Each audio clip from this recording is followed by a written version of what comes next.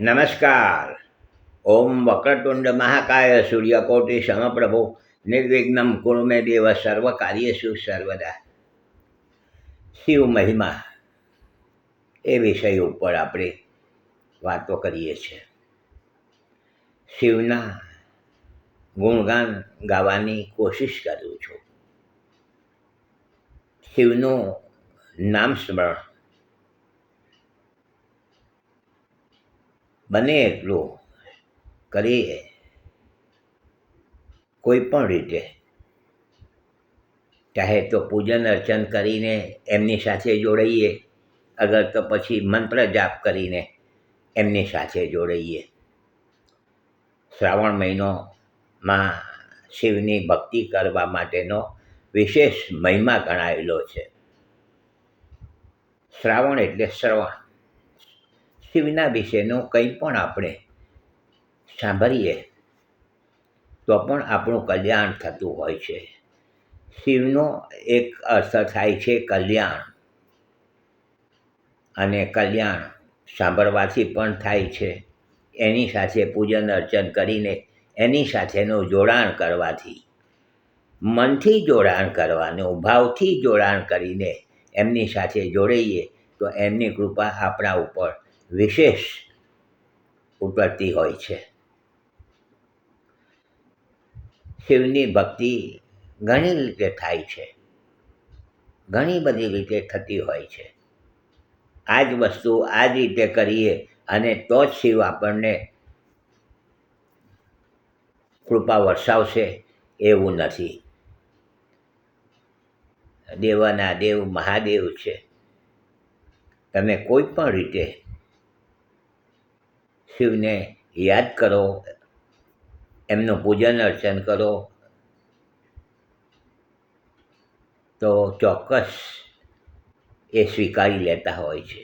સિવાય છે ભાવનો, મનથી જોડાણ કરવાનો. શિવ જ્યોતિ સ્વરૂપ છે, જ્યોતિર્લિંગ કહેવાય. આપણે ત્યાં ભારતની અંદર 12 જ્યોતિર્લિંગનો ખૂબ વિશેષ મહિમા છે. 12 જ્યોતિર્લિંગનો, અને ભગવાન સ્વયં ત્યાં પ્રગટ થયા હતા. અને આજે પણ એમ કહેવાય છે કે ત્યાં આગળ જ્યોતના સ્વરૂપમાં, જ્યોતિર્લિંગ એટલે કે અંદર બિરાજમાન છે. આજે પણ આપણે ત્યાં આગળ જ્યોતિર્લિંગનો યાત્રા કરવાનો ખૂબ વિશેષ મહત્ત્વ ગણાયેલું છે.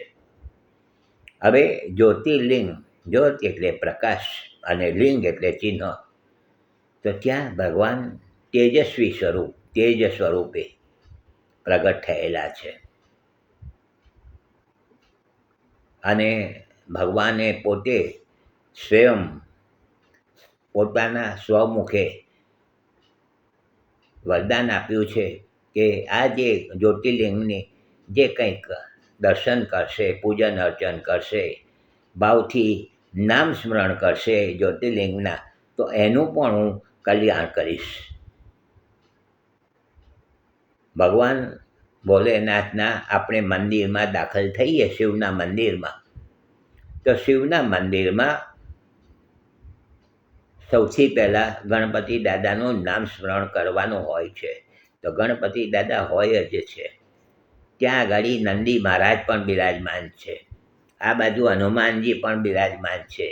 માં પાર્વતી ભગવતી પણ બિરાજમાન છે.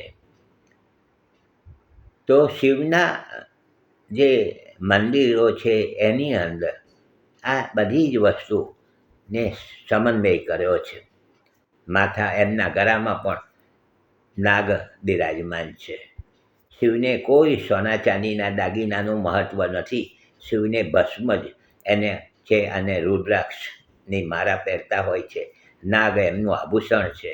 તો આ બધી વાતો છે, આપણે જાણીએ છીએ, એટલે એને હું બહુ લંબાવતો નથી આ બધી વાતોને. પરંતુ કહેવાનો એક જ મકસદ છે કે શિવની સાથે આપણે ભાવપૂર્વક દિલથી જોડાઈએ. આ સ્વીકારવાનું છે, ખાલી વાત કરું છું, થોડીક અમલમાં મૂકવાની જરૂર છે. અને આપણે એની સાથે થોડાક મનથી ભાવથી જોડીશું તો આપણા ઉપર ભગવાન ભોલેનાથની કૃપા ઉતરશે ને ઉતરશે. કાલે પાછા મળીશું. લાઈક કરજો, શેર કરજો. હસમુખલાલ ઝવેરીના સૌને નમસ્કાર. જય શ્રી કૃષ્ણ. ઓમ નમઃ શિવાય.